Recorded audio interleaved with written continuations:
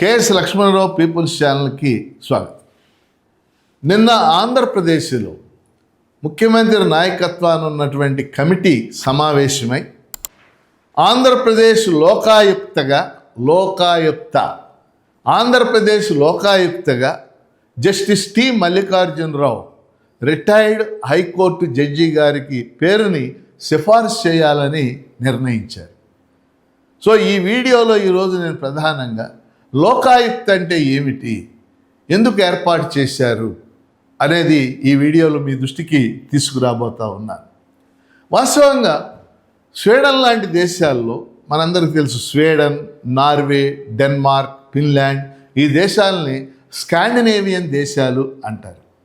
స్వీడన్లో దాదాపు 150 ఏళ్ల క్రితమే 150 ఏళ్ళు క్రితమే స్వీడన్లో అంబుడ్స్మన్ అనే సంస్థను ఏర్పాటు చేశారు.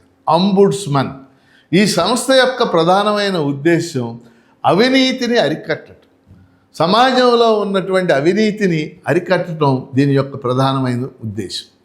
మన దేశంలో కూడా రాజ్యాంగం అమల్లోకి వచ్చిన తర్వాత 1960వ దశకం వచ్చేసరికి ఒక చర్చ ప్రారంభమైంది.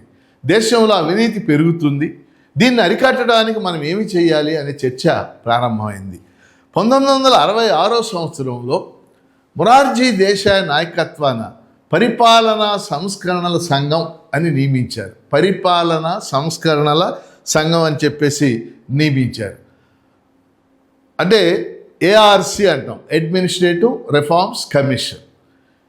ఈ కమిషన్ చేసిన అనేక సిఫార్సుల్లో అవినీతిని అరికట్టడానికి కేంద్ర స్థాయిలో లోక్పాల్, రాష్ట్ర స్థాయిలో లోకాయుక్తను ఏర్పాటు చేయాలి అని ఈ పరిపాలనా సంస్కరణ సంఘం సిఫార్సు చేసింది. ఈ సిఫార్సులకు అనుగుణంగా 1971లో తొలిసారిగా మహారాష్ట్రలో లోకాయుక్తని ఏర్పాటు చేశారు. ఏమిటి లోకాయుక్త యొక్క ప్రధానమైనటువంటి బాధ్యత? రాష్ట్ర స్థాయిలో మంత్రులు కానీ, అధికారులు కానీ, ఎమ్మెల్యేలు వంటి ప్రజాప్రతినిధులు కానీ అవినీతి అధికార దుర్వినియోగం చేస్తే వాటిని విచారించి తగిన సిఫార్సులు చేసే అధికారం లోకాయుక్తకు ఉంటుంది. అందుకని లోకాయుక్త అనేటటువంటి సంస్థని పరిపాలనా సంస్కరణ సంఘం సిఫార్సు చేసింది. 1971లో మొదటిసారిగా మహారాష్ట్ర లోకాయుక్తను ఏర్పాటు చేసింది. ఆంధ్రప్రదేశ్లో మొట్టమొదటిసారిగా 1983 నవంబర్ 1న అప్పుడు ఎన్టీ రామారావు గారు ముఖ్యమంత్రి. అంటే తెలుగుదేశం 1983 జనవరిలో గెలిచింది మీ అందరికీ తెలుసు.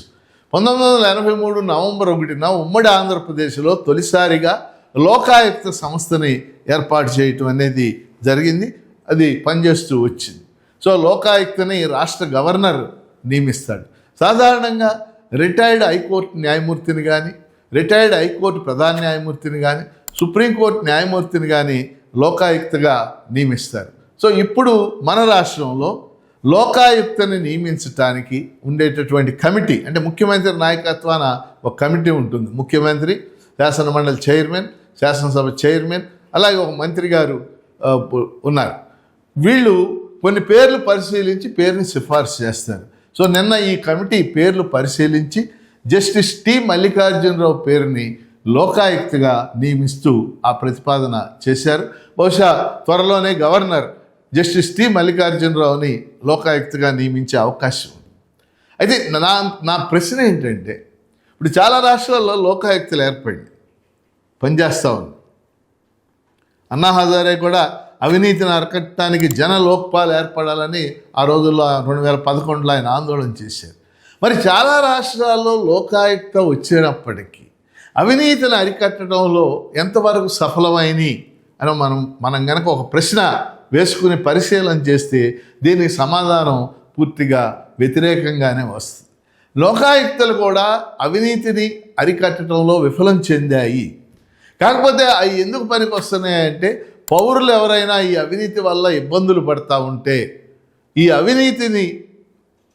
ఈ అంశాలని లోకాయుక్త దృష్టికి తేవడానికి ఒక వ్యవస్థ అక్కడ ఏర్పడి ఉంది తప్పితే అది అవినీతిని అరికట్టడంలో పెద్దగా ఉపయోగపడింది లేదు.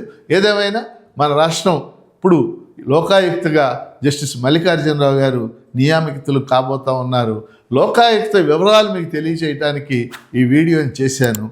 KS Lakshmanarao people's channel subscribe చేయండి, దీన్ని ప్రోత్సహించండి.